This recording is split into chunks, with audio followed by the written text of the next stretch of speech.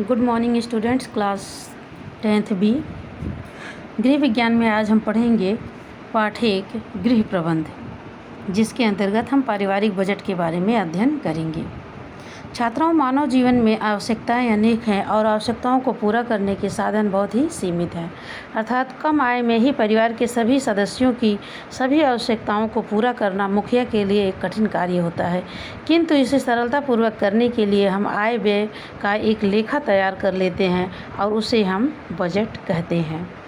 Budget का अर्थ और परिभाषा।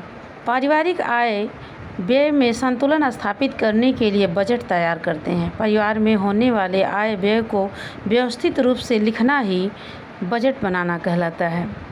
अर्थात परिवार के किसी निश्चित अवधि में होने वाले आय व्यय के ब्यौरे को ही पारिवारिक बजट हम कहते हैं। पारिवारिक बजट के उद्देश्य।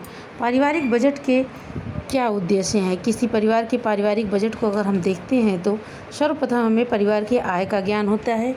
परिवार में व्यय किन किन बिंदुओं पे होता है, व्यय के बारे में जानकारी प्राप्त होती है। परिवार में सदस्यों की संख्या का ज्ञान होता है। बजट की अवधि का ज्ञान होता है, बजट किस अवधि के लिए बनाया गया है, तथा परिवार के रहन सहन और आवश्यकताओं की जानकारी प्राप्त होती है। व्यय की प्रमुख मदें। मदों का अर्थ है परिवार अपने आय को किन बिंदुओं पर व्यय करता है। जैसे नंबर 1, भोजन। भोजन मूलभूत आवश्यकता है। प्रत्येक परिवार अपने सदस्यों को उचित और पौष्टिक भोजन की व्यवस्था करता है। वस्त्र भी एक अनिवार्य आवश्यकता है। मौसम के अनुसार परिवार अपने सदस्यों को उचित वस्त्र प्रदान करता है। आवास से ही परिवार के सदस्यों को सुरक्षित निवास स्थान प्राप्त होता है। कुछ परिवारों के निजी घर होते हैं तो कुछ परिवार किराए पर मकान लेते हैं। शिक्षा एवं स्वास्थ्य। शिक्षा एवं स्वास्थ्य बहुत ही महत्वपूर्ण मद है, जिसमें परिवार अपनी क्षमता के अनुसार अपने बच्चों को शिक्षा देते हैं। स्कूल की फीस, कापी किताब, ड्रेस, ट्यूशन फीस आदि शिक्षा पर व्यय है। व्यक्तिगत व्यय एवं मनोरंजन पर व्यय। इसके अंतर्गत परिवार अपने सदस्यों को सुख शांति एवं आराम के लिए मनोरंजन, सिनेमा आदि पर व्यय करता है। बजट बनाने के मूल सिद्धांत क्या हैं? छात्राओं, डॉक्टर एंजल के अनुसार बजट बनाने के निम्नलिखित सिद्धांत हैं।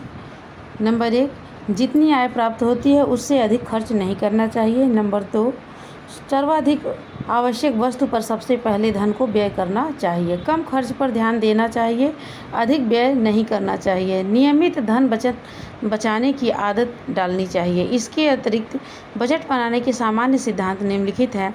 जैसे कुल आय का ज्ञान करना, आवश्यकताओं को ज्ञान करना, मूलभूत आवश्यकताओं को प्राथमिकता देना, परिवार के सदस्यों की रुचि को ध्यान में रखना, परिवार में सदस्यों की संख्या को ध्यान में रखना, आकस्मिक आवश्यकताओं के लिए भी धन बचत करके रखना। बजट जो है वो लचीलापन होना चाहिए, जिसमें समय और आवश्यकता के अनुसार हम बदलाव कर सकें। बचत करना। बचत जो है बजट का महत्वपूर्ण अंग है। 10 से 15% आय का भाग हमें बचत करना चाहिए भविष्य के लिए। बजट के एंजल के नियम। डॉक्टर एंजल जो महान अर्थशास्त्री थे, जिन्होंने बजट के सिद्धांत प्रस्तुत किए, उनके अनुसार नंबर 1, भोजन पर व्यय का प्रतिशत घटता जाता है। यह निष्कर्ष इन्होंने निकाला है कि जैसे जैसे आय बढ़ती है, जैसे जैसे आमदनी बढ़ती है, उसके हिसाब से भोजन पर व्यय का प्रतिशत घटता जाता है। परिवार में वस्त्र, आवास, प्रकाश व्यय पर प्रतिशत लगभग समान रहता है। मनोरंजन, विलासिता, शिक्षा एवं स्वास्थ्य पर व्यय का प्रतिशत बढ़ता जाता है। इनके नियम को हम चार्ट के द्वारा भी समझ सकते हैं, जिसमें व्यय की प्रमुख मदें और उन पे व्यय का प्रतिशत किस तरह से निम्न, मध्यम और उच्च वर्ग में घटता बढ़ता है, उसका प्रदर्शन यहाँ चार्ट में किया गया है। डॉक्टर एंजल के नियम की आलोचना हुई क्योंकि वर्तमान समय में सभी नियम व्यवहारिक नहीं हैं। इनके मकान पर व्यय का प्रतिशत सभी आय वर्ग में समान नहीं हो पाता है, जैसा कि हम देखते हैं व्यवहारिक रूप में। आय में वृद्धि के साथ साथ ईंधन, प्रकाश, बिजली पर होने वाला व्यय समान नहीं रह जाता है। एंजल के नियम से सबसे बड़ी कमी बचत के स्थान का न होना है। एंजल के नियम में बचत को कोई स्थान नहीं दिया गया, इसलिए इनकी नियम जो है आज के समय में सर्वमान्य नहीं है। धन्यवाद।